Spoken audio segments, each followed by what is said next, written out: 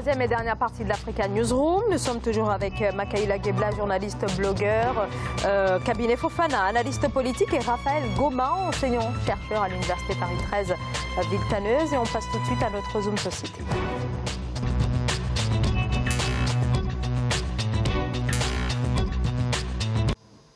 Zoom sur la deuxième édition de la Foire internationale de Djibouti qui s'est tenue dans la capitale. Sur place, 250 exposants venus de 20 pays. Ce type d'événement ouvert sur l'international revêt un enjeu capital, un enjeu important pour ce pays qui cherche à attirer de nouveaux investisseurs. Et pour cette deuxième foire, la Chambre de commerce a instauré des journées thématiques dédiées à certains de ses partenaires commerciaux, dont le Japon, avec lequel le pays fête cette année ses 40 ans de collaboration. Reportage Olive Adjakotan.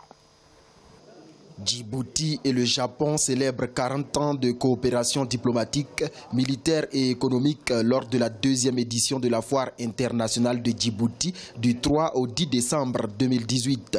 Présent à cet événement avec une délégation de 37 membres, la plus importante de tous les pays non africains, le Japon veut encore nouer plusieurs partenariats avec le secteur privé djiboutien. Je souhaite en tout cas que du bonheur pour certains d'entre eux qui ont eu l'occasion de se connecter ou d'être en relation avec des partenaires djiboutiens. Et je suis très heureux aussi que les Djiboutiens me disent qu'ils ont trouvé des partenaires qui sont fiables lors de cette deuxième édition de la foire. J'espère que ça continuera pour qu'ils puissent finaliser, je dirais, des opportunités. La deuxième édition de la Foire internationale de Djibouti, c'est également la promotion des échanges commerciaux entre pays africains. Partenaire privilégié de Djibouti, l'Éthiopie est représentée à cette foire avec une centaine de personnes pour renforcer davantage les liens économiques séculaires entre les deux pays. Tout le monde le constate. 100% des importations et des exportations éthiopiennes passent par Djibouti. Donc les facilités que nous avons accordées ont joué un rôle très important. Les relations ainsi que le profit ne sont pas au sens unique, mais dans le deux sens. Je crois que ce sont des faits économiques sur lesquels on ne peut que se féliciter.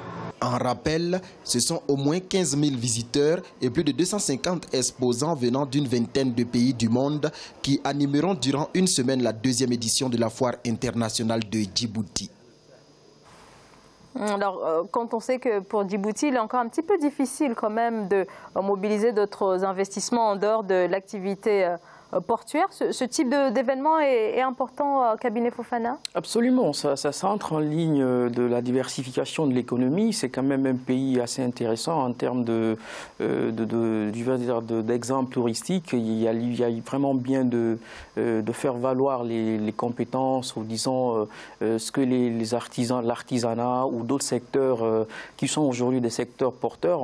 Quand on regarde un peu partout dans le monde, les pays sont en train de mettre en avant ce qu'ils ont comme tradition en termes de compétences. Comme potentiel, véritablement. Exactement. Donc c'est assez intéressant de faire quand même des rencontres de la sorte pour amener, dans un premier temps, à exposer ce que l'on a de plus utile, que ce ne soit pas tout le temps, qu'on ne soit pas tout le temps en train de parler de guerre, d'élections comme au Togo tout à l'heure. Et c'est important pour un pays comme le Djibouti de mettre en avant ses compétences et ses potentiels sur le plan économique, parce que c'est quand même la possibilité qui est offerte aux investisseurs étrangers de venir dans un pays qui est un pays qui s'ouvre et qui a quand même de quoi faire valoir sur le plan international en termes d'artisanat ou d'autres secteurs, que ce ne soit pas quasiment les mines, parce que nous avons quand même beaucoup plus à vendre au-delà de ce que nous avons dans le sol et dans le sous-sol. Alors, est-ce que Djibouti n'est pas quand même resté un peu trop longtemps fixé sur ses partenaires traditionnels, et je pense notamment à la France, Raphaël Goma? Oui, c'est vrai que Djibouti était resté très longtemps affiliés à la France. Mais il faut reconnaître quand même que récemment, il y a eu quand même les Chinois qui sont partis installer une base militaire.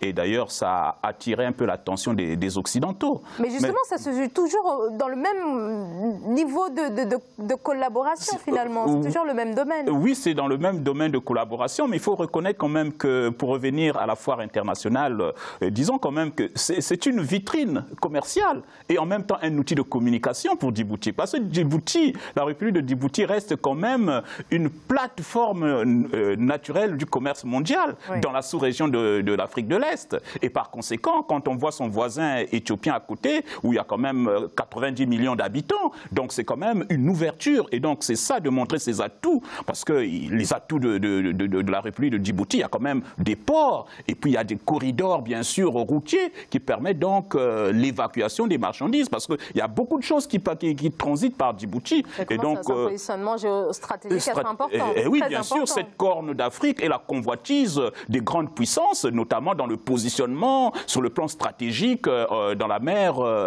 indienne. Voilà, donc c'est pour ça que je crois que c'est bien que, au-delà des aspects militaires, que, disons, la République de Djibouti montre ses atouts économiques, et cela va permettre aussi des échanges, disons, commerciaux entre, disons, les entrepreneurs, disons, de la sous-région déjà, mais aussi de ceux qui viennent aussi d'autres pays du monde. Alors justement, ce partenariat avec l'Asie, on rappelle, les relations avec le Japon, pardonnez-moi, remontent à 1978, donc lendemain pratiquement de l'indépendance de Djibouti. Est-ce que ce partenariat est intéressant? On sait que le Japon s'intéresse, par exemple, à différents domaines, notamment la géothermie, par exemple, ou encore peut-être un peu au niveau des services. Donc, est-ce que c'est intéressant là? C'est une carte sur laquelle devrait miser Djibouti? Parce que, bon, Zahra, je suis très mal placé pour parler de Djibouti parce que je suis très proche des voix en exil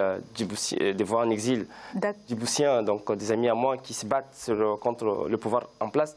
Néanmoins, je pense que la foire en elle-même est une initiative à saluer. Djibouti, comme il y a beaucoup de gens ici, ont salué effectivement la tenue de cette foire internationale. Certes, ça va ouvrir le Djibouti, dont tu l'as évoqué tout à l'heure, le positionnement géographique et stratégique pour le pouvoir central d'Ismaël Omar Guelleh, sauf qu'il n'y a pas un cadre démocratique qui puisse quand même garantir à ces Djiboutiens de pouvoir quand même s'exprimer librement et puis d'être dans leur pays. Aujourd'hui, comme beaucoup de gens ont soulevé, c'est un pays qui est vraiment convoité, que ce soit par les Occidentaux, aujourd'hui par le Japon, par la Chine, par les Américains. Et il va de l'intérêt effectivement des Djiboutiens de savoir comment capitaliser ces potentiels géographiques, naturels dont ils disposent. Néanmoins, je pense que c'est effectivement un coup d'épée du côté de Paris. Parce que la France, il y a un tutorat, je dirais, de la France sur Djibouti, sur un pays nombre de pays de colonies françaises, dont Djibouti. Sauf que Djibouti a sa propre monnaie, à la différence de nos pays africains. Et ça n'a pas empêché à ces pays d'être solides économiquement. Je salue cela. Néanmoins, j'aurais aimé que le pouvoir en place à Djibouti puisse quand même savoir comment élargir l'espace de liberté pour les Djiboutiens eux-mêmes. Je voulais revenir sur l'aspect économique, parce qu'en fait, notamment dans le partenariat avec le Japon, parce qu'en fait, vous avez parlé tantôt, Zahra, de la géothermie. Et vous savez qu'en Afrique, nous avons un problème énergétique. Donc les ressources énergétiques nous manquent, un problème d'électrification. Et je crois que la géothermie est une source naturelle pour pouvoir effectivement permettre à des énergies nouvelles de pouvoir émerger au niveau de notre continent et bien sûr de la sous-région de l'Afrique de l'Est. Et donc c'est pour dire que non seulement au-delà de la géothermie, le Japon, qu'est-ce que le Japon peut encore apporter? Le Japon peut aussi apporter en matière, disons, de nouvelles technologies de l'information, de la communication. C'est un domaine qui est en explosion et je pense que l'Afrique reste, on dirait, un grand consommateur de nouvelles technologies de l'information. Et donc, si Djibouti peut s'emparer de cette économie-là via le Japon, ce sera un rayonnement économique au niveau de la sous-région et bien sûr de l'Afrique de l'Est. Alors, Cabinet Fofana, est-ce que quand même Djibouti est en mesure de profiter pleinement de cet engouement qui ne date pas d'hier, bien entendu? Oui, la question mérite d'être posée parce que c'est quand même un pays dont, sur le plan démocratique, n'est pas quand même une référence, même si en réalité c'est quand même un pays assez petit avec, je crois pas, plus de 2 millions d'habitants. C'est ça. Voilà, non, c'est à peine 1 million d'habitants, je crois. Exactement. Donc c'est plus intéressant aujourd'hui pour un pays comme le Djibouti d'aller vers d'autres économies parce que en réalité c'est ce qui fait aujourd'hui la beauté de pas mal de pays qui s'en sortent. C'est la diversification de son économie. Après, est-ce qu'aujourd'hui, le pays a tout ce qu'il faut pour absorber toutes ces potentialités, disons, ces possibilités qui lui sont offertes par le Japon? La question se pose quand même. Il y a que le pays peut bien aussi l'apprendre parce que, comme l'a dit le prof, le Japon est un pays assez en avance dans le domaine de l'informatique, ou d'autres domaines, même sur le plan des services, le pays peut bien apprendre. Mais après, il faut quand même qu'il y ait des préalables. Est-ce que ces prémices existent aujourd'hui? La question mérite d'être posée. Il y a bien lieu de profiter de l'avantage qu'on a à tisser des relations avec un pays comme le Japon. Makaila Kebla. Oui, je dirais la coopération en elle-même, en soi, n'est pas mauvaise. Diversifier ses relations, s'ouvrir vers le monde extérieur, n'est pas se faire figer comme du côté de Paris. Je pense que c'est une initiative louable, encourageante de la part du gouvernement djiboutien, qui effectivement fait des efforts énormes pour... Mais vous évoquez le climat, enfin le contexte politique qui pèse problème à des voix en exil. Pour moi, qui suis de près la situation à Djibouti, je pense que c'est effectivement une opération de communication, comme tu le disais, vers l'extérieur. La présence massive des bases extérieures japonaises, arabes, françaises, etc., fait de Djibouti aujourd'hui intéressant, qui intéresse la communauté internationale et les partenaires internationaux, les puissances internationales, comme tu dis. Sauf que ça n'impacte pas réellement la vie des Djiboutiens eux-mêmes, qui effectivement sont précarisés, pérennisés de manière durable, quoi. Donc moi je pense qu'il faut que le président Guelleh pense effectivement à faire en sorte que l'impact soit positif pour les populations djiboutiennes, qui aussi elle a besoin d'un développement, d'un essor économique, social et politique. Donc une croissance finalement qui est forte, il faut bien le dire, qui tourne actuellement autour des 6,8%, mais qui n'est pas inclusive. C'est bien cela, Raphaël Goma? Oui, en fait, c'est une croissance qui n'est pas inclusive. Je voudrais revenir sur l'aspect soulevé par Makaila. En fait, disons qu'il a parfaitement raison en disant que, vous savez, l'essor économique va de pair avec la démocratie. Aujourd'hui, c'est vrai qu'Omar Guelleh a l'impression d'avoir un État stable, tout simplement parce qu'il y a des bases militaires étrangères qui sont dans son pays et qui ne veulent pas que ce petit pays soit déstabilisé.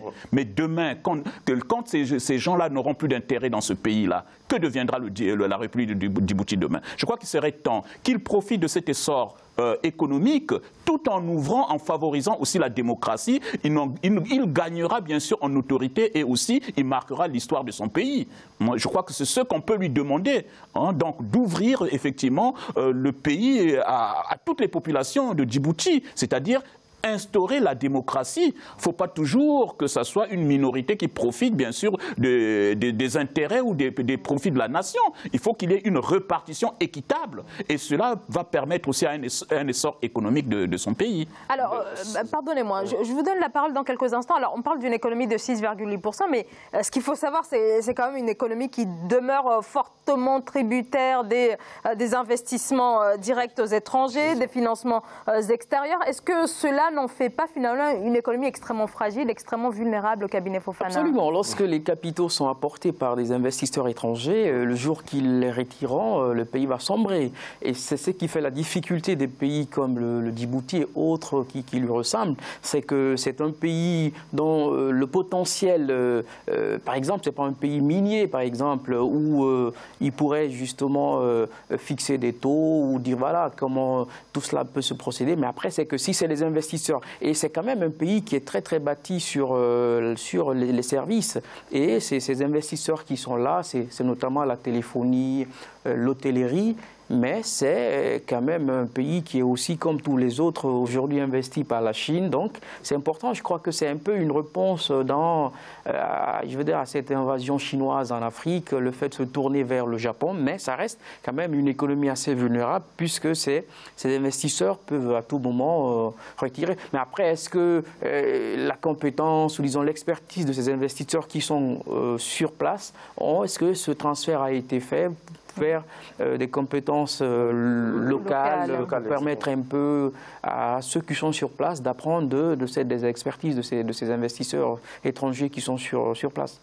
Justement, la fragilité, comme tu dis, la fragilité de l'économie djiboutienne, comme tu l'évoquais, Zara, résulte effectivement des capitaux extérieurs, des investissements extérieurs, sans que les ressources naturelles exploitées sont convergées vers une minorité qui ne répartit pas de façon équitable au reste des populations.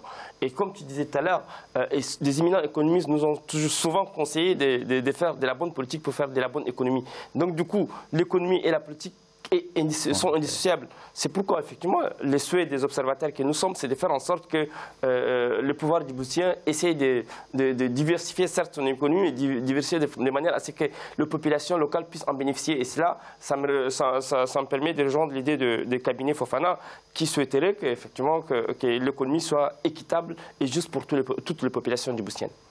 Raphaël Goma ? Oui, justement, en fait, je voulais juste prendre un exemple patent de cette fragilité de l'économie djiboutienne.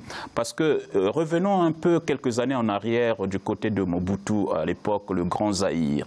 Le Zaïre rayonnait parce qu'il était premier producteur mondial du cuivre. Il produisait pas mal de minéraux. Pourtant, les matières premières y sont toujours. Mais du jour au lendemain où les capitaux ont lâché l'économie zaïroise à l'époque, Mobutu s'est effondré comme un château de cartes. Et donc, c'est ce qui risque de se passer en République de Djibouti. Parce qu'il faudra qu'Omar Guelleh fasse très attention. Parce que c'est une économie, j'ai envie de dire, qui est extravertie. C'est-à-dire c'est une économie qui est basée sur des fondements qui ne sont pas solides. Lorsque les fondements ne sont pas solides, l'économie, elle est volatile, elle est fragile. Et il suffit d'un rien pour que cette économie s'effondre. Et c'est toute la nation qui rentre dans le chaos. Ça reste quand même une économie sous perfusion, comme on l'a dit. C'est une économie assez assistée par des investisseurs qui sont là.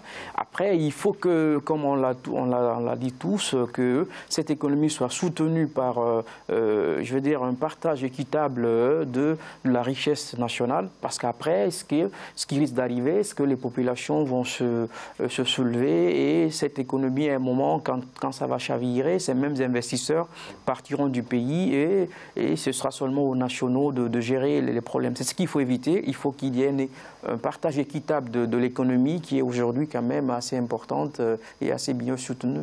Le parallèle fait par Ngoma par rapport au Congo, au Zaïre, est éloquent pour moi, de mon point de vue. Je pense que c'est ce qu'on appelle des géants au pied d'argile. Donc, si jamais le Congo géant, le Zaïre à l'époque géant comme celui de Mobutu s'est effondré, je pense en 1996, c'est ça? En 1996, il n'est pas exclu que le pouvoir à Djibouti risquerait également de subir le même sort si jamais on ne prête pas attention aux analyses ou bien aux rapports produits par des observateurs étrangers sur ce qui se passe dans ce pays-là. Merci beaucoup à tous les trois pour toutes vos explications. Raphaël Goma, je rappelle que vous êtes enseignant-chercheur à l'Université Paris 13 Villetaneuse. Cabinet Fofana, vous êtes analyste politique. Et Makaïla Gebla, je rappelle que vous êtes journaliste blogueur. Merci à tous les trois.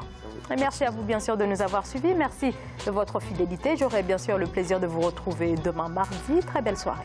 Merci.